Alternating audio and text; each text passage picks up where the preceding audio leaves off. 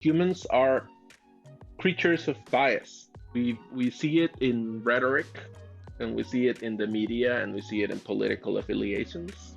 Mm. We will see it in art, and you will go for what you know if you don't know your biases. If you don't know how to control it, and if you don't do often your Mm. work and your homework, you will go for the lowest hanging fruit, and it's not going to be very compelling. Better get good at what you know, but better know yourself. That's just really, really important. And where you don't know what to do, prepare. You're listening to the CG Spectrum podcast. CG Spectrum College of Digital Art and Animation offers specialized career training for the film and game sector. Join our hosts, Career Development Manager Maxine Schnepp and CGS mentor Justin Molman, as they chat with industry experts doing cutting-edge work in film and games. Now, on to the show. So this week I talked to Video and Eric. So Eric is one of our CG Spectrum illustration mentors. He recently released a book called I Color Myself Different that was written by Colin Kaepernick, but he introduced me to Video. He is an artist and art director at Wizards of the Coast. They're well known for Magic the Gathering and Dungeons and Dragons. If you're curious to know about what makes a great card illustration or how to become a card illustrator, I talked to both Eric and Video about their perspective and some of their fine art skills and how that's helped them over the years. So what comes first then? Is it the card design and then someone like Eric would do the illustration after, or does the illustration come first and then the design? The card design comes first because it's a game first and foremost, right? Like in that case, you're doing reductively, you would say you're doing a game piece, right? Mm-hmm. That's in the end what you're creating, a game piece. And so there's world building elements, but there are also mechanical elements, right? Like if the card is a knight, you're not going to show a dog, right? Yeah, right. You're going to show a knight. And if the card is really powerful, you're not going to show a knight with a rapier. You're going to show a knight with a gigantic axe, right? And if for some reason the knight, when it lands on the battlefield, it destroys every creature, you're not going to show the knight carrying flowers. You're going to show the knight striking the ground or something like that. That's how the brief comes about. It's not as prescriptive as it sounds, I would say. Normally, illustrators have a lot of freedom and they get to bring their own flavor to the piece. So you pick someone who's going to like this job, right? Like you pick someone who's going to be excited about the particular thing that has to be done here, right? Like if you don't like painting birds, I'm not going to give you a bird. I'm assuming that you do like painting birds because I did see one of your more recent pieces. I absolutely love painting birds. So there you go. That's a fitting example. So tell me a little bit about how the two of you got connected. So just to clarify for people that don't know out there, Hasbro Toys, the company that does G.I. Joe, Transformers, all that stuff, they have a card game or role-play game division called Wizards of the Coast, and they publish a game called Magic the Gathering. It's got something like 30 plus million players worldwide across different countries, going all the way back to the early 90s. And it is one of the major companies I always wanted to work with. There are very few companies that hire illustrators and will allow them to, or give them the time to do an oil painting. So for me, being classically trained as an oil painter and wanting to get out there and do sci-fi fantasy illustration, it was kind of like, okay, well, where do you go with that skill set? Yep. Magic is one of those games where you just say, okay, well, that's where you want to be. And I pursued that really hard early when I got out of school. This is going back like 20 years ago. And, but my skills weren't there. My portfolio wasn't there. Most of my portfolio was hard sci-fi. And I didn't understand why art directors couldn't make the leap in their head that I could do what they were asking me to do. if you're showing that you only do robots, and the company that you're showing that portfolio hires people that paint dragons or fantasy stuff, like, are they going to take that risk, or are they just going to hire the person that has dragons in their portfolio, right? So, and I didn't understand that. I had that disconnect in my portfolio for years before adding more fantasy into my portfolio to prove that I could do that work. It wasn't that I couldn't. There wasn't as much of an interest, because from my perspective, when it came to fantasy art, there was a huge lack of diversity in the representation of the characters. So I kind of looked at that and said, okay, well, that's probably a white only kind of thing. That's who they're aiming that at. So I guess I should find work elsewhere, because if I put together a portfolio, it's not going to feel genuine.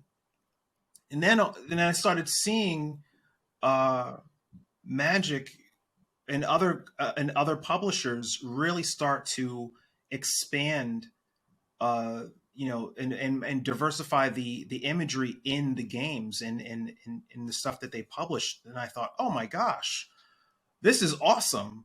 It refueled that interest in wanting to work with them. And I think it was 2019. I was invited to do my first card for Magic.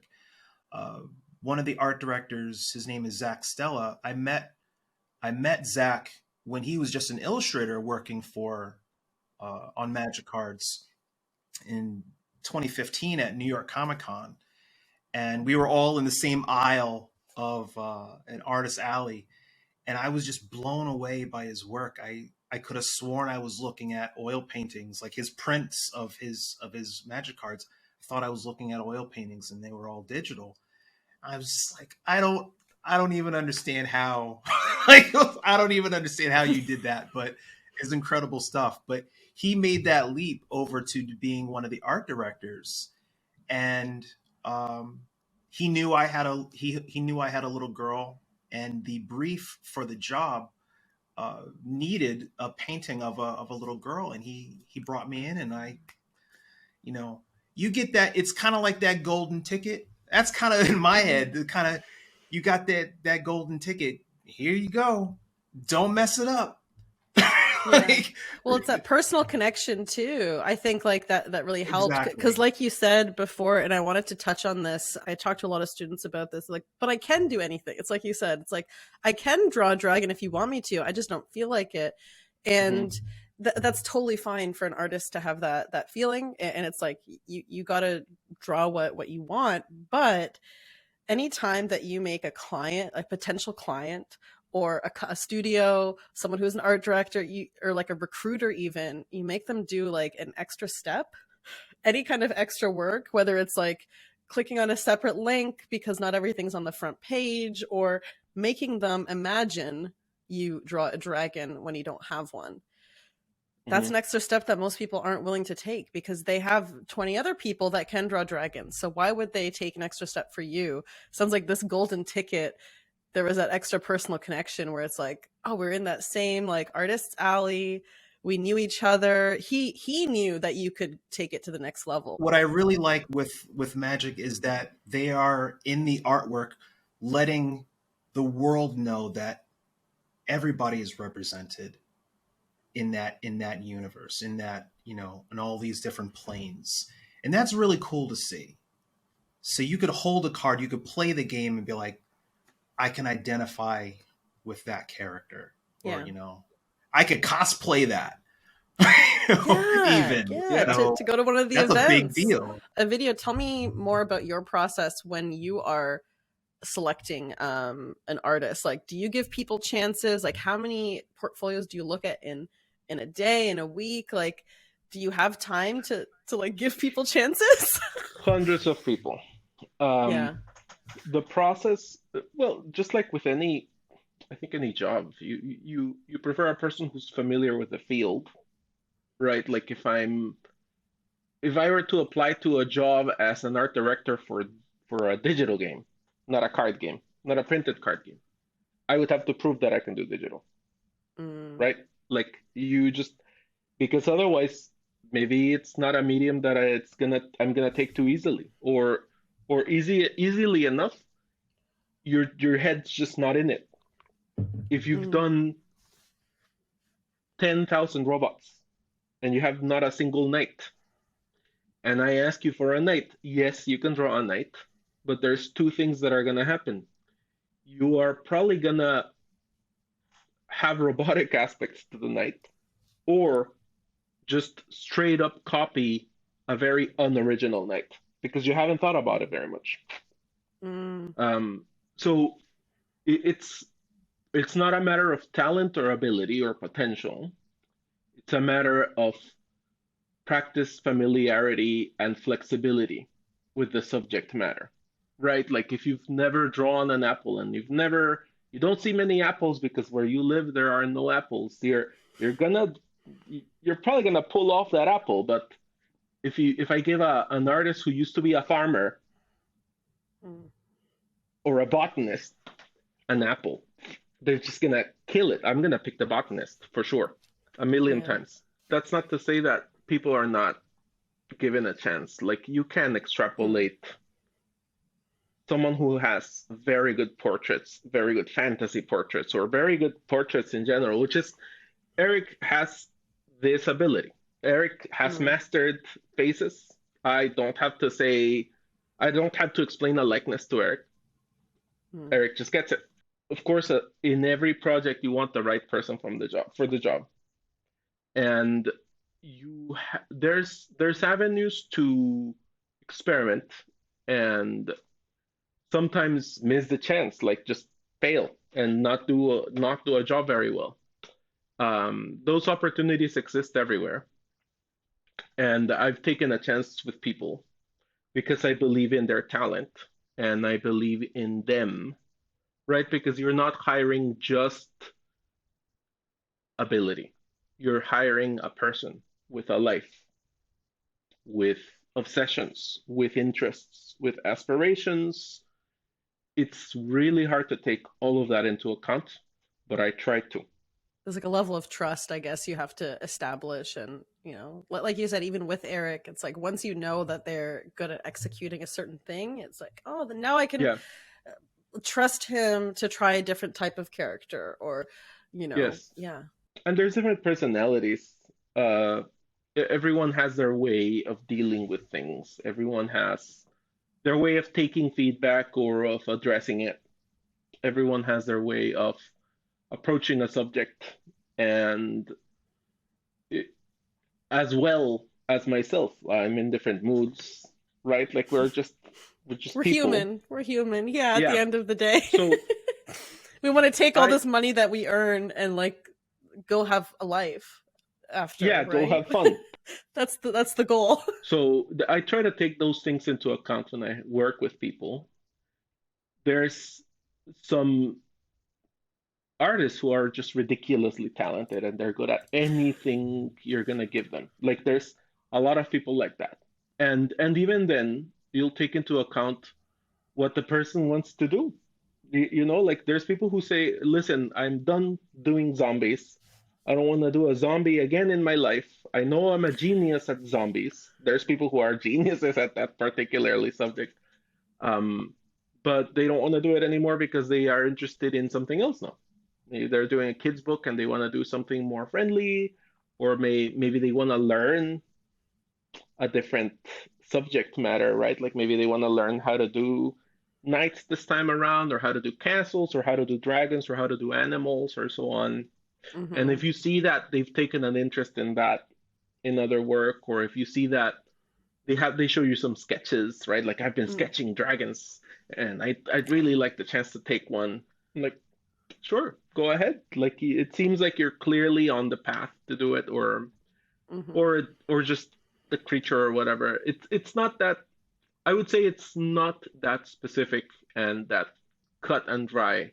You'll you'll try to give people a chance depending on their attitude towards the subject and the work. And people evolve, you know, we're allowed to evolve, I think, but it's much easier to evolve into a different style or subject matter if you've established that trust already.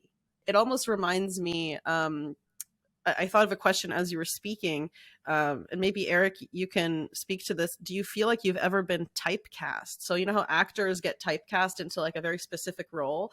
It kind of, what you said of video reminded me of that, where someone is just really good at zombies or something, and then you struggle to break through that because people keep calling you for zombies, and you're like, no, I have a kid now. I want to do kids books. I don't want to do this scary stuff. I want to do something that I can share with my children. Has that ever happened to you, Eric? No. And and that's a good artist. Well, all right. So here's the thing. So I never wanted to be the robot guy or the dragon person or the person that is just or like brags about I paint hands really well or something like that. I always, from the minute I got out of school, always thought it would make more sense to be able to have a diverse portfolio. And I'm not just talking about what the characters look like. I'm talking about being able to leap styles. You want photorealism? You want sci-fi fantasy? Cool. You want stylized characters for visual development for animation or for a children's book? Cool. I could do that too. You want storyboards? Cool. I could do that too. Whoever's paying, basically, like tailor the portfolio to the client. And since I talk to a lot of concept art students, having them understand that you might be asked to change your style depending on whatever game they're publishing makes you more of an asset. So I came out of school not thinking, okay, I just want to do Tolkien fan art until somebody gives me a shot. Or I only want to do this. I only want to do that. No, it was, let me show people that I can do all of it. Not everything, because you don't want to confuse people, especially you don't want an art director going, he's showing me everything. I have no idea which one of these things he likes to do more. So if somebody were to go to my website, they would see the strong emphasis on sci-fi fantasy art. I'm not posting my storyboard portfolio. I'm not posting the stylization of character design. I'm not posting any of my concept art. But if I saw an ad for something and I knew I could do the job, I would send them a PDF and say, okay, well, here's what I'm capable of, right? So there's a focus to my portfolio. There's a focus to my website, but I like to be able to do more than one thing. I was working on children's book samples, a children's book portfolio back in college. Nothing really happened with it because I didn't have a literary agent to show a publisher and say, well, here's what Eric's capable of. There is no art drop or submissions email for children's books where you can just go, yeah, I can do a children's book. Here, let me show you my stuff. Because then the world would be flooding that thing, right? You have to be vetted by a literary agent that would then pass you along and say, this person's good. Here's what we're suggesting you go with for your new book. And they say, oh my God, you're right. You know, here's how much it pays. Ask him if he wants to do it. And you go, oh my God, right? Hey everyone, quick shout out to CG Spectrum for helping make this podcast happen. CG Spectrum is an online animation, VFX, digital painting, and game development school that prepares you for a career in film and games. Whether you're just starting out or you're upgrading your skills, get personalized career training and mentorship from industry pros who have worked on blockbuster films and best-selling games. Courses are 100% online, and you can choose from one-on-one private mentorship options or group classes with just 4 students max. You'll also get access to career support services and join an awesome community full of like-minded creatives just like you. Learn more at cgspectrum.com. We're bringing the industry to you. I like this idea of you have your main portfolio. That's what's like attracting you work. It's almost like casting a fishing net and you're just sitting there in your chair smoking a pipe or whatever, having a beer, and like stuff just kind of falls into it because that's what that's like your ideal work is what's public. But then you do have like this bait box. You're like, I could open that and catch the fish I want if I know that I'm going to this lake and they have perch or the, and you're like, okay, I can take this out and show you something else if I want that job, or if I need income right now, or if I'm in between the jobs that I really like, then I can do some storyboarding. Here you go. Right. Like, so would you, I guess that's an important distinction for, maybe some students or aspiring artists who might be watching this is like how to present your work. Because I think that is a problem that I see with a lot of portfolios is people trying to do too much on one page. And then you go there and you're like, well, the skill is good. I can see some nice things in there, but it's hard for me to figure out like, well, what is Eric actually good at? Or like, what am I going to get from him? If I ask him to draw a dog, am I going to get this stylized dog? Am I going to get a realistic, like what am I going to get? It's hard for people to visualize. And that's why I was saying, you got to have a focus. You got to have that one thing. If somebody, and I asked I put this question to my students because it's something that I heard a Taoist philosopher, Alan Watts, say in a speech. He asked, what would you do with your life if money were no object? What would you do with your time? What would you create? What would you do? And my answer was always, I would just do hard sci-fi. I would just sit in my studio and just paint like these hard sci-fi paintings with, but you got to have a focus. But outside of that focus, you still got to eat. And if nobody's hiring you for your focus at some point in life, or even if you get older, your vision starts to go, you can't hyper render things anymore. You still do some storyboards. You still knock out a children's book. Mm-hmm. And you still have all those other soft skills of like getting stuff done on time, communication with clients, like all the other stuff that people don't talk about when like aside from all the rendering and illustrating, it's like, oh, there's still all these little things that you have to be good at. Because if you can't communicate with people, like a video is not going to call you back. If like, man, Eric never answered my emails and I couldn't call him and he's never available. And so his work is great, but I can't work with him. Like, has that ever happened to you, a video where there's like a great artist, but you're like, and you don't name them, please don't name them. But have you ever worked with someone who is like a good artist, but you can't work with them anymore because they can't actually do the work part? There's different situations, right? Everyone has some people have hardship, and they're not able to do their best at that particular moment. Like I'm working with people who, that being said, I'm working with people who are in Ukraine right now. Yeah.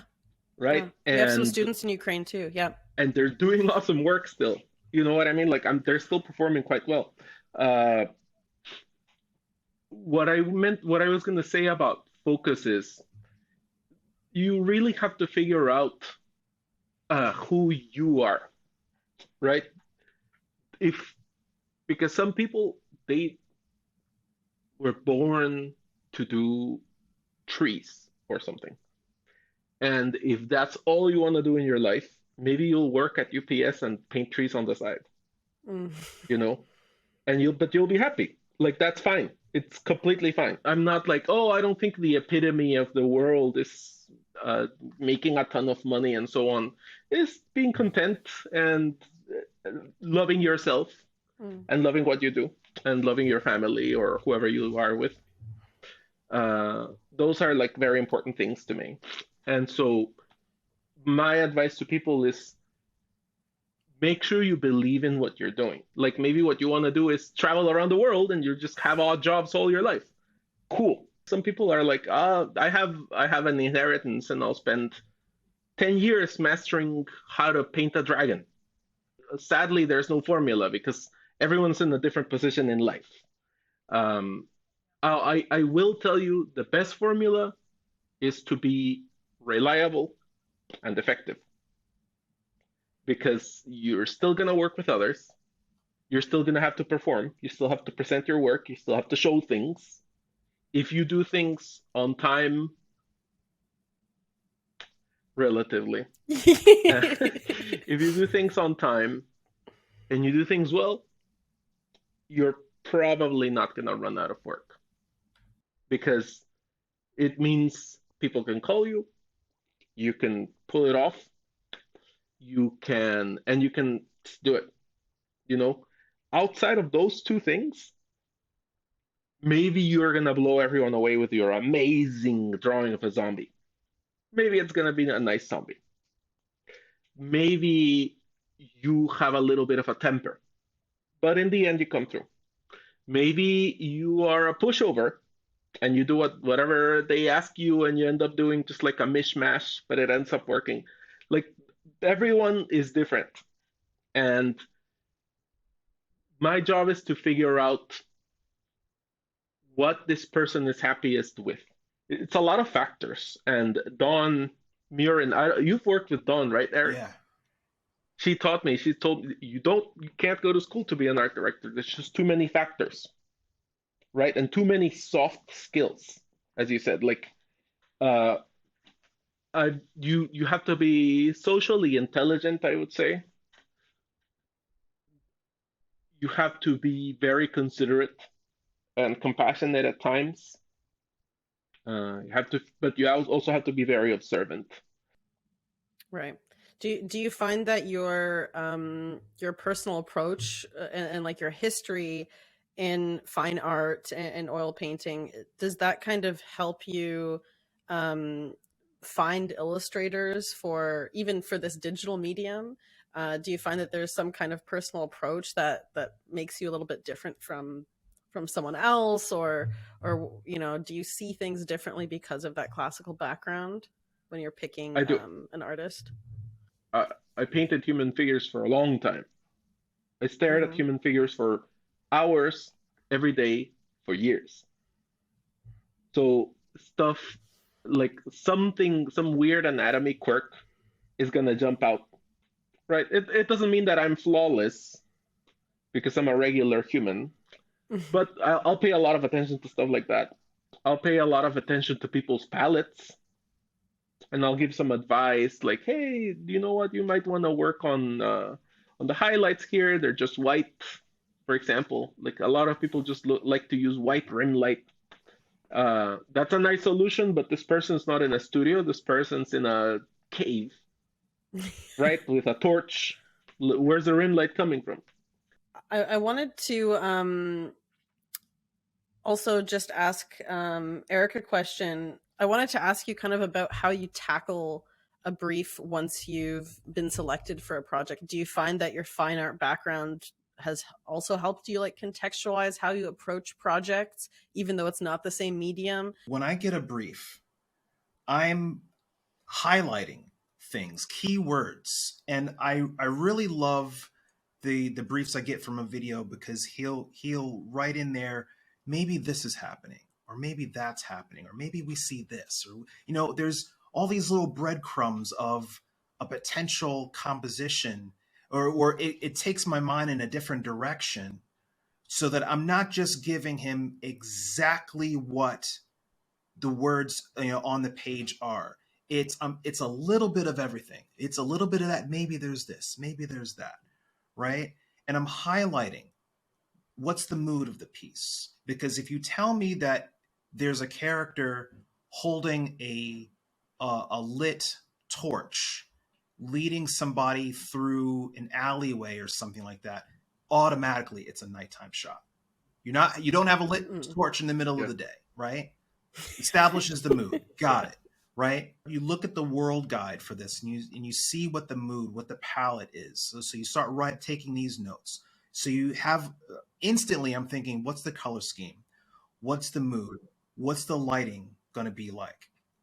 Then you say, okay, well, then there's a description of who the focus is, who the lead character is. And I talk to my students about this, like choosing a camera angle based off of how it's described, how the character is described.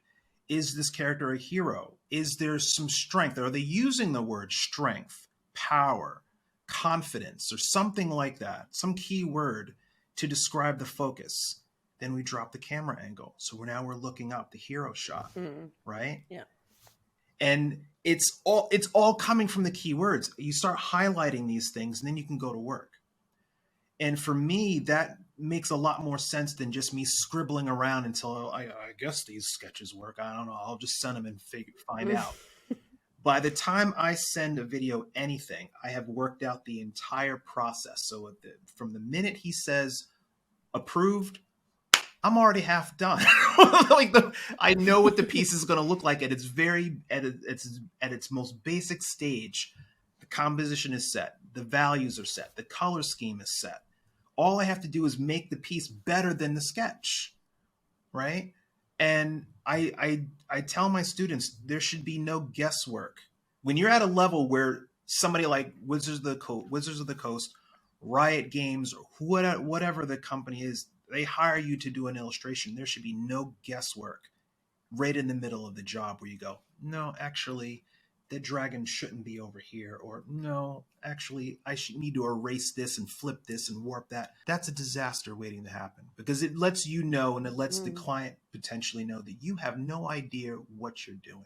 You just kind of you're kind of just stumbling along as you go until you go, wow, this worked out. Which I think a lot of people can get can kind of fall into that problem, especially if you have the artistic skill, but you don't have the planning elements. Before you even said the word character at all, you talked about color palette, mood, lighting, camera angle even came before actually sketching the character itself. Yeah. Is that a video that you notice in people's work, when you're looking to find an artist, and you're choosing an artist, is that something that you look for? Is that like overall creative vision?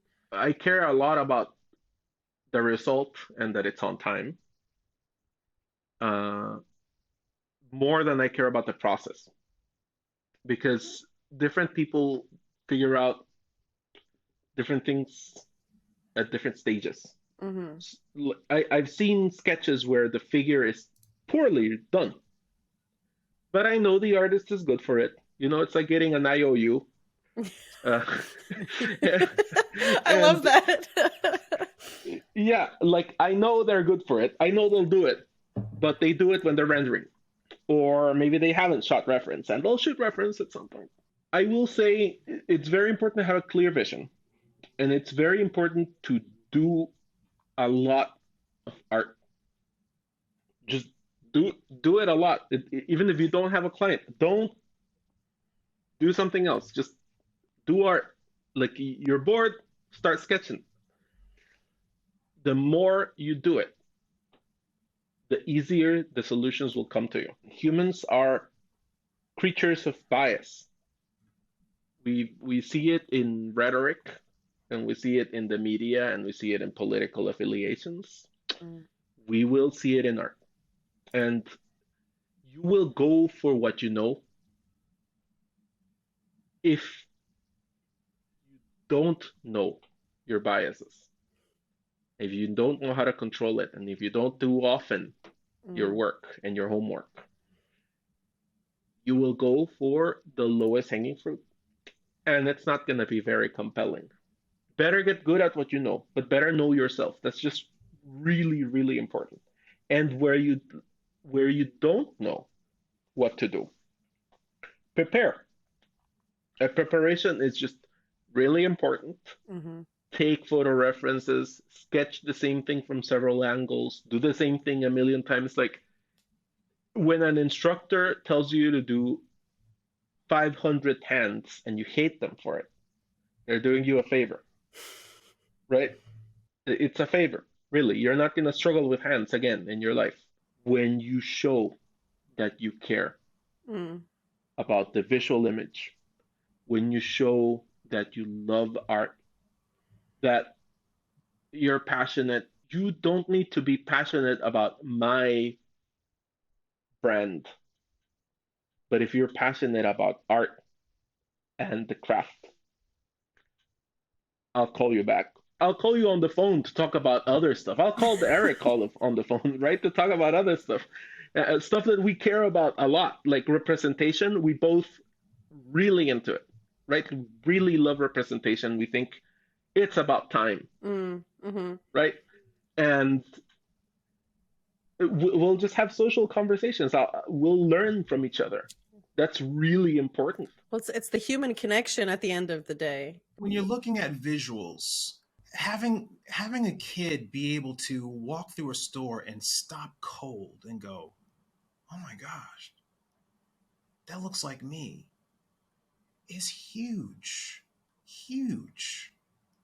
And it makes me get a little emotional because I did a book series for Disney a couple years ago called Tristan Strong. It's a Tristan Strong series for Disney, and I was getting photos from people in Africa holding the book. You don't think like a middle grade sci-fi novel is going to have that kind of impact, cultural impact, but there's little kids with afros like posing as Tristan.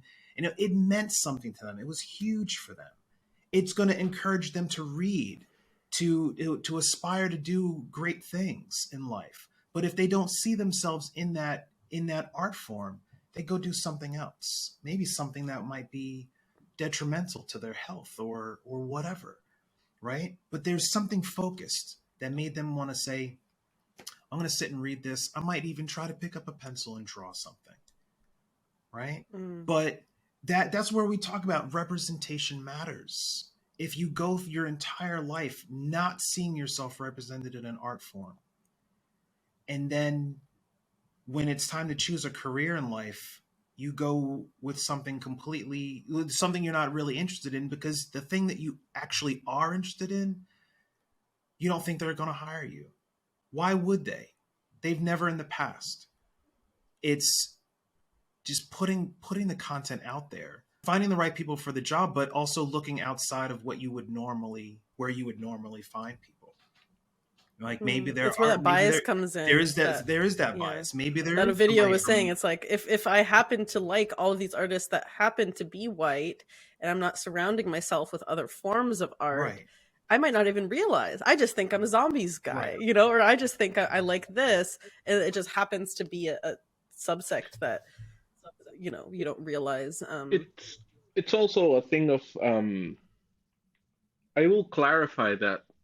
Well, a lot of fantasy is descended from European myth, and it's also a game of economics and locality. There's not going to be a ton of Guatemalans right now where I work, because not a ton of Guatemalans live here, right? And in the tradition of illustration, and I remember buying this like large Taschen book about illustration and whatever. I'm like, yes, these people are the ones who could afford to go to art school. Or were allowed to enter the building. Yes, indeed. Who could afford to go to art school were allowed to enter the building. And once they did all this process, they could publish their image in several venues across the world, sometimes with government funding.